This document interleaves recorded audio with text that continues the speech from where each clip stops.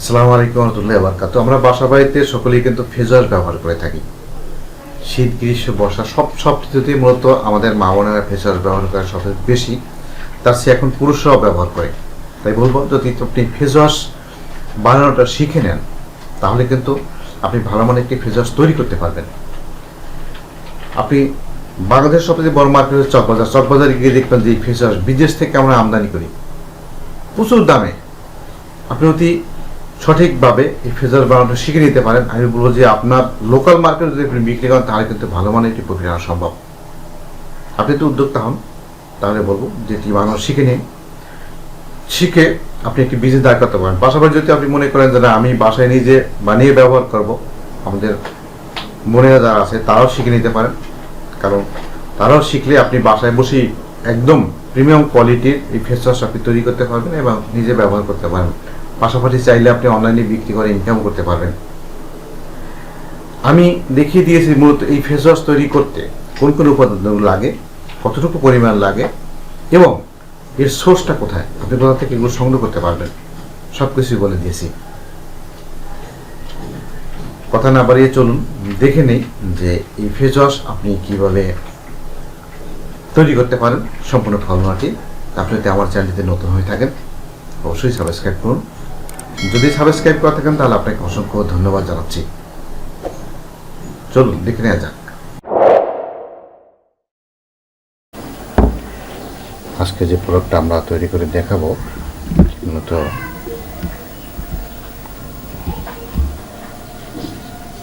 আমরা আজকের face wash বানাবো। অনেকেই আমরা ফেস ওয়াশ তৈরি করি বা কিনে আনি। মূলত ফেস ওয়াশ যে আমরা তৈরি করি, এতে অনেক পরিমাণে আমাদের টাকা খরচ হয়, অথবা ভালো মানের প্রোডাক্ট আমরা পাই না। শুরুতেই দেখেন এই প্রোডাক্ট তৈরি করতে কী কী লাগে আমি শুধু একটু বলে দিচ্ছি। হচ্ছে একদম আপনার পানি লাগবে, যেটা আছে ডিস্টিল ওয়াটার পানি। আপনি ফ্রেশ পানিটি আপনি বৃষ্টির পানি নেবেন, অথবা আমরা যে খাবার পানি ব্যবহার করি ডিস্টিলেড ওয়াটার, এটা নেবেন। এরপরে আপনার লাগবে এসএলএস। আপনি বানিয়ে নিতে পারেন, বাজার থেকে কিনতে পারেন এসএলএস। এবার লাগবে কোকোবিটেন, এটা হচ্ছে কোকোবিটেন। এবার লাগবে কোকো ডাইইথানেট, এটা লাগবে। তারপরে লাগবে গ্লিসারিন, আপনার এটা হচ্ছে আমার গ্লিসারিন। এরপর যেটা লাগবে সেটা হচ্ছে ফুড কালার। আপনি যে কোনো একটি ফুড কালার নেবেন, ফুড কালার। এরপরে আপনার প্রয়োজন হবে এটি ফ্রেগনেন্স, অথবা আপনারা যে কোনো ধরনের একটি কেমিক্যাল ব্যবহার করতেন, যেটা আপনার সুগন্ধির জন্য ব্যবহার করা হয়।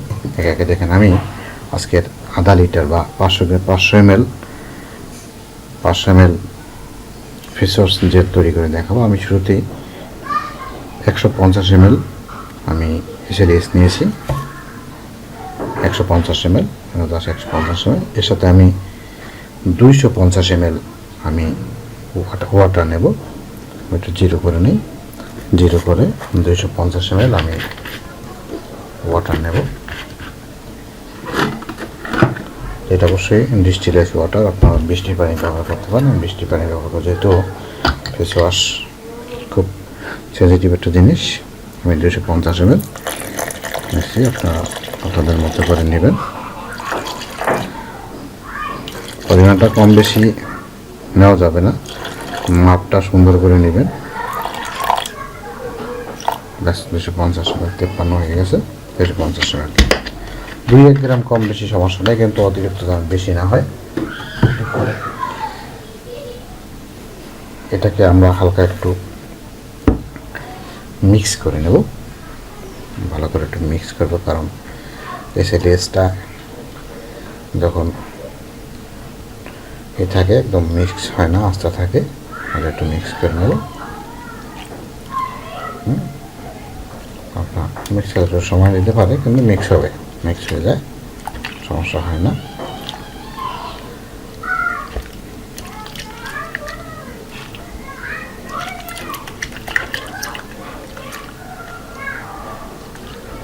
মিক্স হয়ে গেছে, মোটামুটি মিক্স হয়ে গেছে। এরপর এর সাথে আমরা প্রথমে যেটা দেবো সে হচ্ছে কোকোবিটেন। আমি রাখছি, যেটা করে নিচ্ছি কোকোবিটেন আমরা দেবো।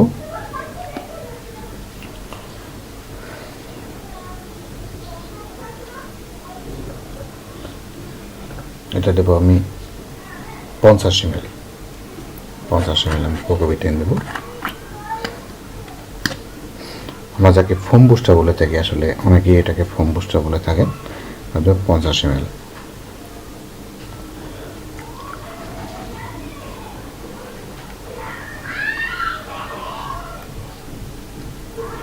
চল্লিশ,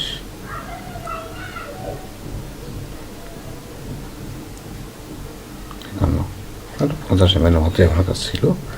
50 ml দিয়ে দেবো। বুঝতে পারছেন এটা আসলে ফোমের অনেক কাজ করে, যেটা মুখে ফেনার জন্য। এবার এর সাথে দেব আমরা কোকোডা ইথানেট, এটা দেব 40 ml। এটা আমি একটা কথা বলে রাখি যে এই প্রোডাক্টগুলো সব কিন্তু আমাদের কাছে আছে, আপনি চাইলে প্রোডাক্টগুলো নিতে পারবেন আমাদের কাছ থেকে। আপনি যতটুকু পরিমাণ চান সব পরিমাণ আমরা দিতে পারবো। 35, 38 আর দেখলাম মতো 40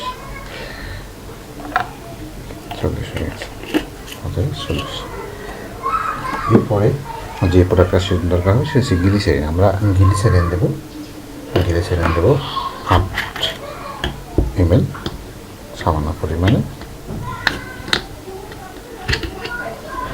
মাত্র 8 ml দেবো, যেটা করে নিয়েছি।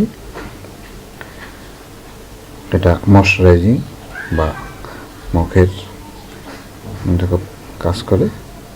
মুখে একটু 10 মিনিট হয়ে গেছে।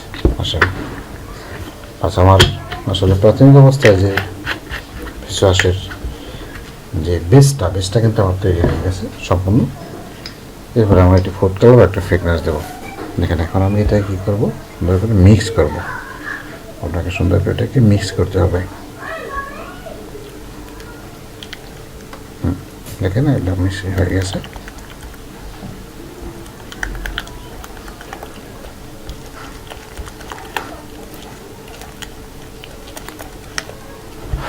মিক্স করতে হবে।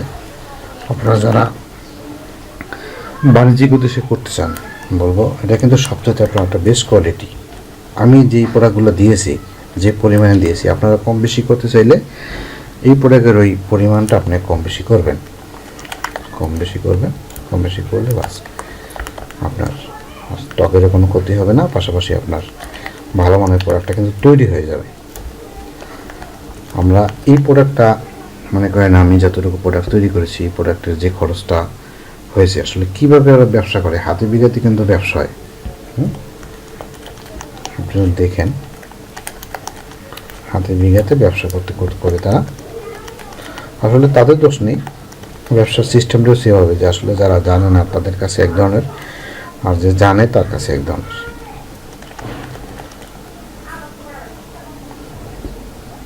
মূলত আপনি এটা করার পরে রেখে দেবেন। আপনি মিনিমাম 4 থেকে 5 ঘন্টা রেখে দেওয়ার পরে আপনার মালটা একদম কেমিক্যাল একদম রেডি হয়ে যাবে। এখানে আমি ঘনত্বটা যদি একটু দেখাই, খেয়াল করছেন কিনা, বাজারে যে কিনতে পাওয়া যায় তার চাইতেও কিন্তু আমাদের কোয়ালিটি অনেক ভালো। আমাকে একটু মিক্স করতে হবে। মিনিমাম আপনি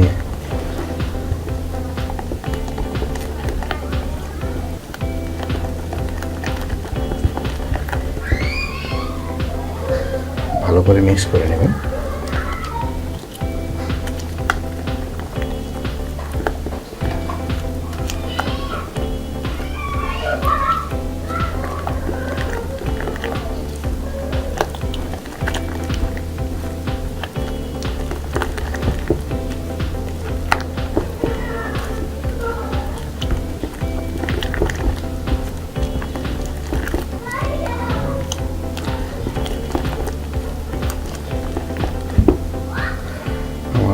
প্রোডাক্টটা প্রায় রেডি।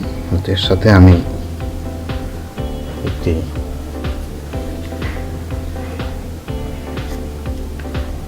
জেসমিন কালারটা দিতে পারি। আমি ভালো একটি সুগন্ধের জন্য এটা আমার 2 ml দিলে হবে।